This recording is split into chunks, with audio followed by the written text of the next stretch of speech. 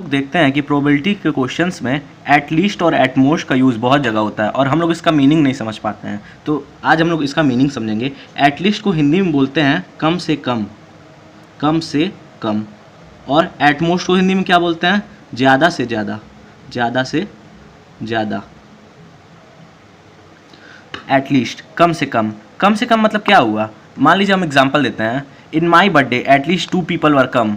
मेरे जन्मदिन में केवल कम से कम 2 बच्चे आएंगे। 2 से ज़्यादा आ सकते हैं, 3 आ सकते हैं, 4 आ सकते हैं, लेकिन 2 से कम नहीं आएंगे। 2 भी आ सकते हैं, 2 से कम नहीं आएंगे।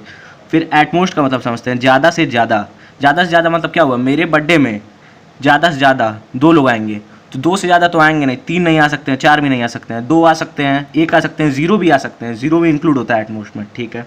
एटलीस्ट का मीनिंग समझ गए, एटमोस्ट का मीनिंग। अब इससे रिलेटेड हम लोग क्वेश्चन करते हैं प्रोबेबिलिटी का। 6 कॉइन्स और टॉस टुगेदर, 6 सिक्कों को एक साथ उछाला गया। What is the probability of getting at least 1 head? यहाँ देखिए एटलीस्ट का यूज़ हुआ है, ठीक है। पहले 6 कॉइन्स को उछाला गया, तो सबसे पहले हम देखते हैं अगर 1 कॉइन को उछालें तो कितने आउटकम्स आते हैं। तो आता है हेड और टेल, तो क्या होता है? 2 आउटकम्स आते हैं। 2 सिक्कों को उछालें तो क्या आता है? Head tail, tail head, head head, tail tail. कितना आउटकम्स हो गया? 4 आउटकम्स। ऐसा ही 3 सिक्के को उछालते हैं तो 8 आउटकम्स आता है। तो देखिए यहाँ क्या हो रहा है? 2 का पावर 1 हो रहा है, 2 का पावर 2 हो रहा है, यहाँ क्या हो रहा है? 2 का पावर 3 हो रहा है। तो सिमिलरली अगर 6 कॉइन्स को उछालेंगे तो कितना आउटकम्स बनना चाहिए? 2 का पावर 6, जिसकी वैल्यू क्या होती है? 2 के पावर 3 को हम लोग क्या लिख सकते हैं? 8, और फिर 2 के पावर 3 को क्या लिख सकते हैं? 8। 8 इंटू 8 क्या होगा? 64।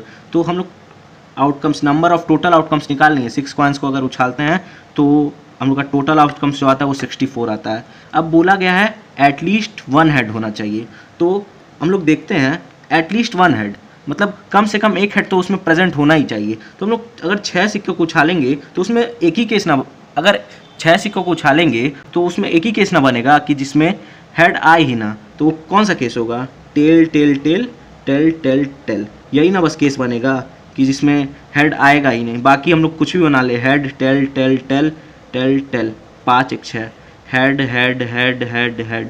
कोई भी एग्जांपल ले लीजिए, 1 2 3 4 5 6, तो सब में हेड आएगा ही, बस एक ही हम लोग का बनेगा जिसमें टेल नहीं आएगा। तो इसका प्रोबेबिलिटी क्या हो जाएगा? प्रोबेबिलिटी को हम लोग किससे डिनोट करते हैं? पी से। तो प्रोबेबिलिटी इसका क्या हो जाएगा?